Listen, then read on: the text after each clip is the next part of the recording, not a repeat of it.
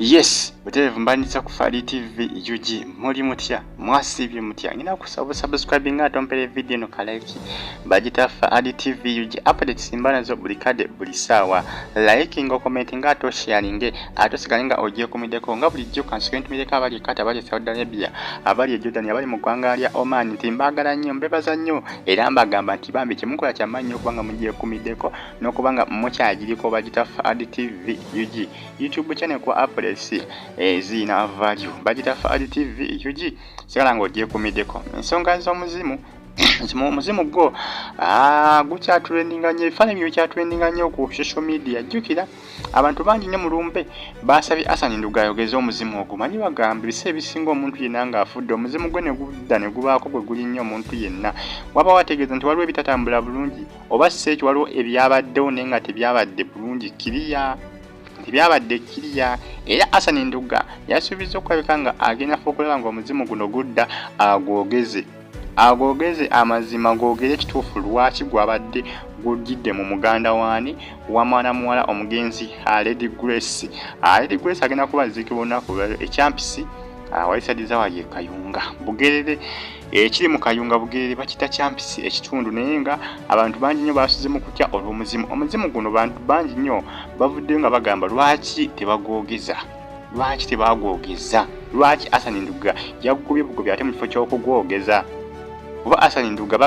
Nduga yategeeza nti obuvumu abulina kusana maanyi agalina agasobola okwogeza omuzimu guno kuba ye musawo muganda yafuuka musawo muganda kati era yeyita jjajja bamweyana Nduga era n'ennyimba ayimba z'abasawo baganda era ennyimba ze zisinga zonna ezisinga zikola mu masabo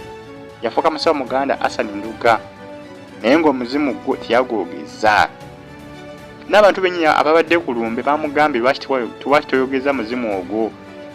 ate ngenza okulaba nga ate nkiraba ne mu ba social media endozi kuba post weda zitambulatambula ebifaananyi bino weda bitambulatambula ku social media ku TikTok wali kwosa ne ku Facebook kwosa ne ku mukutu baguyita news opera nga otunulira comments zisinga eza ba social media endozi abasinga bagamba lwaki tebagwogeza omuzimu ebiseera ebisinga okudda ogw'omuntu nga afudde ne gubaako omuntu olina gwe guddiramu waba waliwo ebitatambula bulungi saawa eyo oba ebitatambudde bulungi oba seekyo ng'omuntu we yafudde waliwo ekyamutuusibwako nga kibi nnyo ng'akomyeyo okubaako byayogera ebikwatagana ku nfaaye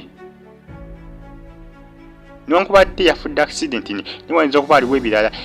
omuzimu byadde byagala okwogera nati tebagwogeza kyekizibu kyokka naye nga Nduga asuubiza okugwogeza omuzimu afuba okulaba nga aleetera abantu okubaako amazima ge bamanya bagita Laddy TV UG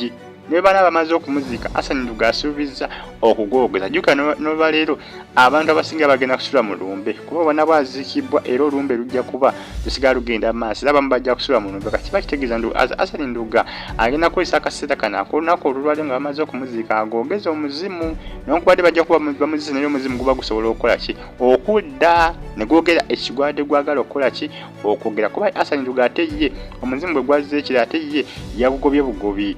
yagusabye gugende bugenzi tiyagutaddeko nnyo birowoozo kugwogeza kiki kigwabadde gunonye essaawa eyo bagita Laddy TV UG sigala ng'ogyekomeddeko ssaawa yakwogeza muzimu gwogera Amaziima gwabadde gwagala ki kuba omuwala yeekubyewo ekigo abasinga ne balowooza nti oba afudde abamu ne balowooza nti afudde akitadde kumbe si bwe kyabadde yabadde akyali mulamu nga bw'omulengera mu kifaananyi yabadde akyali kiriya ng'atalina buzibu bwonna naye ng'ekigo kye yagudde baaba kyabadde kyamaanyi nnyo musubscribinge ate musigale nga mugyekumiddeko.